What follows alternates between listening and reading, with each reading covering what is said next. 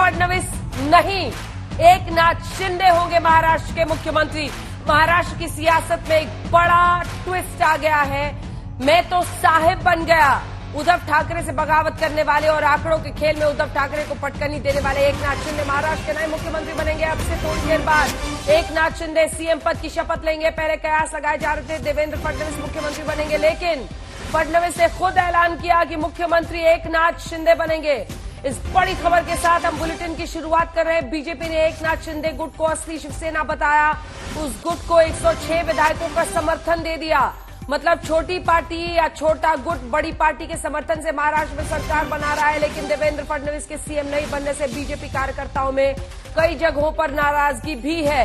लेकिन एकनाथ शिंदे गुट में जबरदस्त जश्न और उत्साह है, क्योंकि उनके बागी विधायक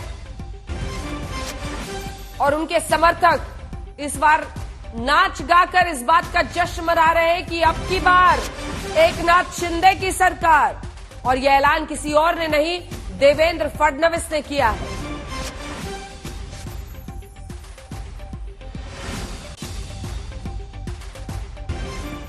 तो देवेंद्र फडणवीस नहीं, एकनाथ शिंदे बनेंगे मुख्यमंत्री। ये रिपोर्ट देखिए। फिर संबित पात्रा, सुप्रिया श्रीनेत हमारे साथ जुड़ेंगी। और इससे पहले कि हम टक्कर करें, ये रिपोर्ट। श्री एकनाथ शिंदे हे मुख्यमंत्री होतील।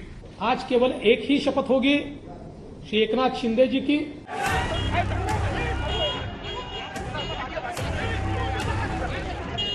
एकनाथ शिंदे कभी उद्धव ठाकरे के बेहद करीबी हुआ करते थे। फिर उन्होंने उद्धव के खिलाफ बगावत का बिगुल फूंका। आंकड़ों के खेल में उद्धव ठाकरे को मात दी, उद्धव को इस्तीफा देने के लिए मजबूर किया और अब उस कुर्सी को संभालने जा रहे हैं जिस पर कल तक उद्धव ठाकरे का कब्जा था। मैं धन्यवाद दूंगा। देवेंद्र जी ने अभी यहाँ पर कहा कि हम लोग बाला साहब ठाकरे जी के शिव सैनिक को समर्थन दे रहे हैं। ये उनके दिल का बहुत बड़प्पन है। ऐसा कभी कोई करता नहीं जिसके पास 120 विधायक है। एकनाथ शिंदे ने जब उद्धव ठाकरे से बगावत की तो सबने इसे बीजेपी का गेम प्लान बताया, लेकिन ये किसी ने नहीं सोचा कि गेम प्लान ऐसा होगा। बीजेपी ने एकनाथ शिंदे गुट को असली शिवसेना बताया। फिर एकनाथ शिंदे ने शिवसेना विधायक दल के नेता के तौर पर सरकार बनाने का दावा पेश किया और महाराष्ट्र के 106 विधायकों वाली बीजेपी ने समर्थन की चिट्ठी सौंपी। एकनाथ शिंदे जी के साथ शिवसेना जो है, शिवसेना के नेता के रूप में आज उन्होंने मुख्यमंत्री पद के लिए अपना क्लेम माननीय राज्यपाल जी को दिया। भारतीय जनता पार्टी के हमारे गुट ने उनको पूरा समर्थन दिया। एक साथ मिलकर चुनाव लड़ा था, एजेंडा हिंदुत्व का था, लेकिन पाला बदलने के बाद उद्धव का हिंदुत्व सेक्युलर हो गया। एकनाथ शिंदे भी उसी गंगा में हाथ धोते रहे, लेकिन 2.5 साल बाद उन्हें फिर से हिंदुत्व की याद आई, बाला साहब वाले हिंदुत्व की। उन्होंने उद्धव को भी इस हिंदुत्व की याद दिलाई और बीजेपी के प्लेटफॉर्म पर आकर खड़े हो गए। बाला साहब ठाकरे जी ने जिन विचारों का जीवन भर विरोध किया, जीवन भर जिनसे लड़ाई की और जिनके बारे में वो कहते थे कि अगर इनके साथ जाना पड़ा तो मेरी दुकान बंद कर दूंगा, ऐसे लोगों के साथ अलायंस किया। हम लोगों ने कोशिश की, मैंने भी कोशिश की, लेकिन हमें सफलता नहीं मिली दुर्भाग्य से।